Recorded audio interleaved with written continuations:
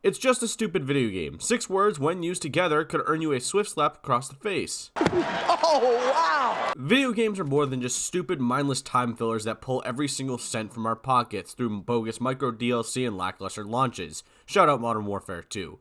Video games can offer more narrative-driven things that we find in either TV, movies, and books, except that it's a more interactive experience with the player being responsible for the actions of the protagonists. Don't get me wrong, it's great from time to time to enjoy some mindless Dorito G Fuel pumping multiplayer and maybe get bullied by a bunch of faceless people, but what draws myself and so many others is being able to experience this interactive narrative. Which brings me to The Last of Us Part 1, by far one of the best story-driven games in the history of video games, behind Red Dead Redemption 2. The Last of Us takes place in a post-apocalyptic world after the human population has been devastated by this cordyceps virus, a fungus that has evolved from affecting insects, which basically takes over the host's brain, effectively making them a walking corpse, similar to like the Cowboys owner Jerry Jones.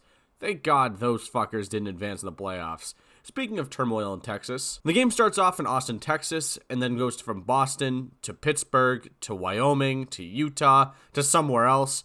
In order for this entire chain of events to happen, Joel must take the golden child of the apocalypse, Ellie, who is apparently immune to this infection that has spread around and taken out millions of people. What really seems to be a simple mission of take Ellie to the Capitol building to meet a group of fireflies turns into a story about loss and how to cope with that loss in this post-apocalyptic world. What makes the game so special isn't its narrative, the environments, the world, the cope with loss, it's the performances that are sold by the voice actors. I mean, the hardest part about being a voice actor is the fact that we don't see your animations. So obviously we have the most recent part 1 that got released with updated animations, so it kind of helps because they do some sort of mocap work and stuff like that. But it's these performances from these voice actors that are just so goddamn brilliant and so goddamn amazing that it makes this game feel that much more real. I think one of the biggest parts of the game that I appreciate the most is Joel and Ellie's relationship and how that grows. I mean, at the start of the game, Joel is a very broken human being after the death of his daughter, which is truly like, if you didn't cry during the scene, you're a monster. You have to be like some sort of heartless soul. Like when we first meet Joel, it's very obvious that he's a very broken man and is just trying to survive in this world full of just horrible human beings. Yet when Joel's given the task of taking Ellie across the country, it starts to help build a relationship between the two characters and maybe see a hope for humanity. Something that he probably hasn't felt the entire time. I mean, essentially, Ellie is just a walking lawsuit for the developers, which apparently happened, I don't know. And arguably one of the best scenes in the game is the you have no idea what loss is. Something that I think was the big turning point for Joel's character,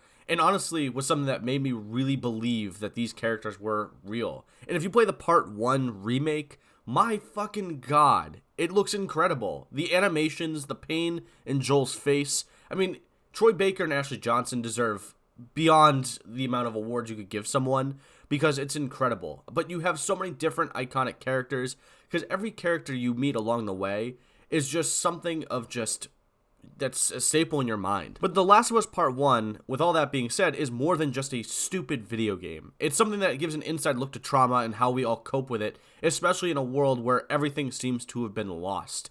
A world in which your next day could be your last day if you just make the slightest little slip up. But with one person just being, immune to this entire thing, it provides this little spark of hope for someone who hasn't really seen any bit of hope in this awful, terrible world. It's kind of like what Russell Wilson is to the Broncos, just being this spark of hope, and he got picked off while I said this. Broncos country, that's right. What makes it even more special is the connections you develop with these characters along the way. Like, when something does go wrong and something does happen, that impact of that character's death or whatever it may be does affect you as a player, just because you built that connection. Look at Sarah's death. She was in the game for what, 20 minutes, maybe 15, depending on how long it took you to get through that entire mission. And when she does die, you will literally start weeping like a little child because it is so impactful. And again, because of the performances of its voice actors, but because you built the connection with that character in such a short amount of time. I think what really sold that moment, I guess the most out of everything, was Troy Baker's performance. I mean, obviously, you kind of relate to Troy Baker's character being a father and having now essentially lost literally everything in this world that is falling apart around him. So you kind of empathize with that character. I mean, in 2013, when this game came out, I was literally weeping like a baby. My mom walked in the room and said, shut up, it's just a video game. And I remember thinking in my head, this is more than just a video game. It's not a video game, it's more than that. It's a work of art. It's something that's interactive to the player, like I said earlier.